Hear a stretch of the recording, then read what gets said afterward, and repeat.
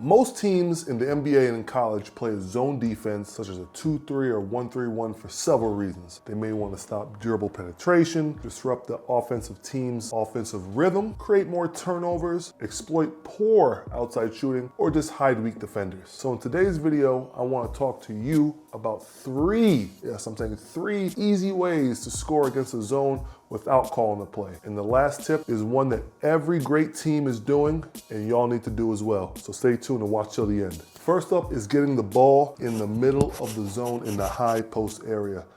And this is really crucial. It could be either a big guy or a wing player right here. So for right now, I'm gonna talk big guy coming to this area, relocating, and he's right there. You need a ball handler who isn't afraid to make a zip pass through defenders' hands into the heart of the defense. Once the ball gets into the paint, there's a checklist to follow.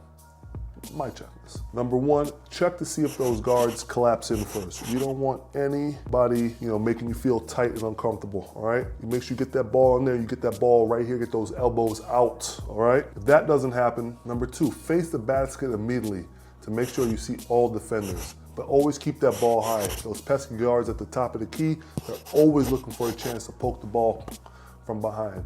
You can survey the whole court from this position. Number three, determine if the big man is gonna come up to guard you, leaving someone open on the baseline for potential play at the rim, or if he or she can guard two players simultaneously, I can't say that word, then this requires scouting on your part right there. You don't want to go up against somebody who's a really good defender, but if they're shaky, you might as well, try to make a play and be aggressive at the rim. All right, we got Denver versus Miami. We get the ball in the middle, attack, extra pass. Yee! Nice finish. Nice finish. I'm telling you, it is that simple, people.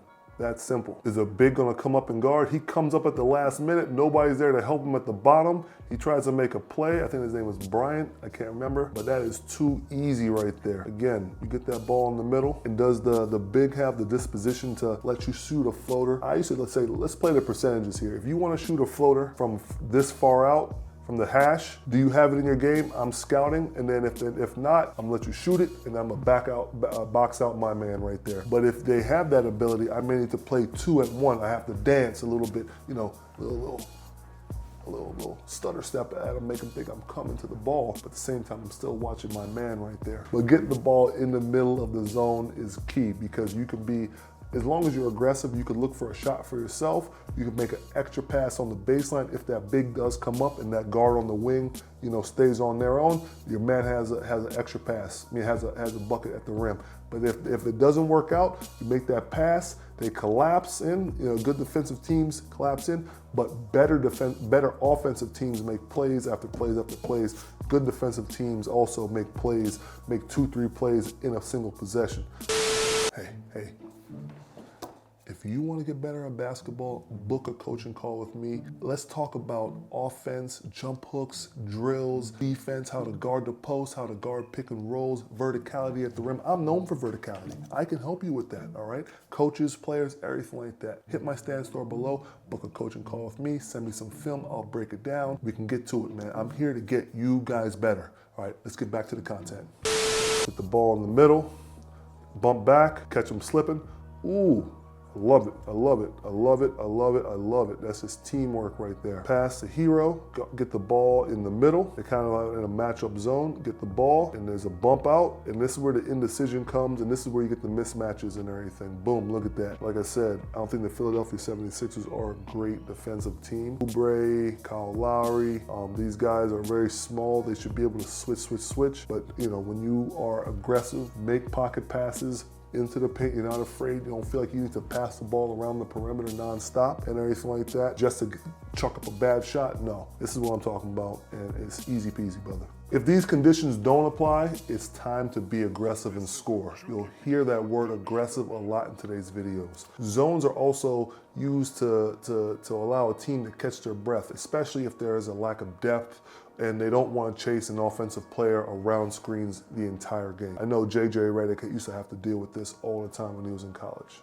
Next up is hitting the offensive boards, which is essential. It may sound simple, but this video is about ways to score against a zone without calling plays. In a zone, if you have an aggressive big or a wing who can pin the outside a defender and carve out some space, that's golden. That's chef's kiss right there. Zones often create more mismatches if the ball is shot from the corner, and that's likely to rebound long, providing you more opportunities. So again, shot, shoot in. More than likely, this defender will box him out. He will go contest. He'll probably go box out. He'll box out. And that's leaving somebody right here who is smaller to probably, look at this. Jason Tatum is going one-on-one. He's attacking. Everybody's in their position. Maybe Dame could be digging a little bit more, but everybody knows Jason Tatum's going to try to get that buckets. He goes, fades. Look at this. These are where the mismatches come, because when there's a defensive player, man to man, they're close to their player, they're 2-9ing in the lane, and then as soon as the shot goes up, they know who they have to box out. There's indecision right here between these two, like who is gonna box out Porzingis, the unicorn, you know? So he may be thinking, all right, you know, Chris Middleton got it. Chris may be thinking, all right, Bobby got it. But you know what? Nobody gets him, runs baseline, grabs that thing. I look like that Odell Beckham catch. And we definitely gonna put that in there. That Odell Beckham catch and go up, little push in the back with the left. And offensive rebounding could really suck the wind out of a team's sails for sure. Lastly, screening one of the two defenders, or maybe both defenders at the top of the zone could be effective. Screening inside or outside tests the defender's resolve. Be aggressive in the situation and attack without hesitation. By bringing an offensive player and also that defensive player to guard the ball screen, you can cause that weak side wing to be able to have to guard two, and they'll end up ball watching a lot of times. So you can always get a nice little backdoor cut after dribble drive penetration for lobs and for dunks. All right, look at this. Big Z sets a screen on P.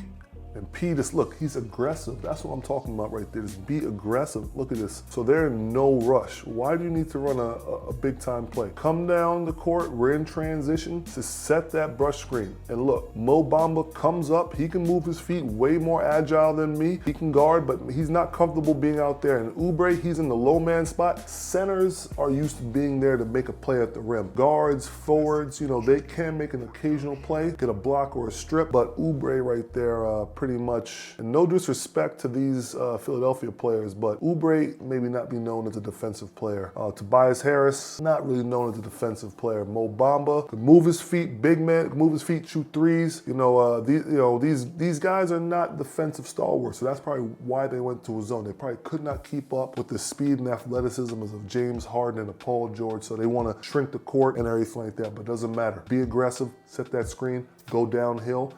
Good things. Fourth quarter, beginning of the fourth quarter. Look, step up screen, backdoor. This is what I'm talking. Oh, look at that dunk. Oh, you want easy plays like that? Don't be running like a play that runs off 18 seconds in the shot clock and everything like that. Just set a screen and then you get like attack and then you get like a backdoor. Good things happen. Let's watch that again. Big man comes and steps up. Look at this. People are going to be ball watching. I said this before. Ball watching. Everybody's ball watching. Look at this. Three guys right here. They have their backs turned. They're not even looking at the offensive players. They're ball watching. They're watching the screen. Look at this. Come off the screen. Look, he's standing straight up. They still haven't even turned their heads. You set that ball screen. Somebody thinks somebody's coming off that and looking for action right away. They're going to think that the ball handler's going to get going. But you know what? You can pass. It's easy passes. Look at this. Boom. And then you have a nice, ooh, that might be the play of the video right there, boy. Maybe we might get another one. Hey, those are just some of the ways to score against a zone. Remember, there's always more than one way to skin a cat. Thank you for watching. If you found this video helpful, please hit the like button, subscribe for more basketball tips and content.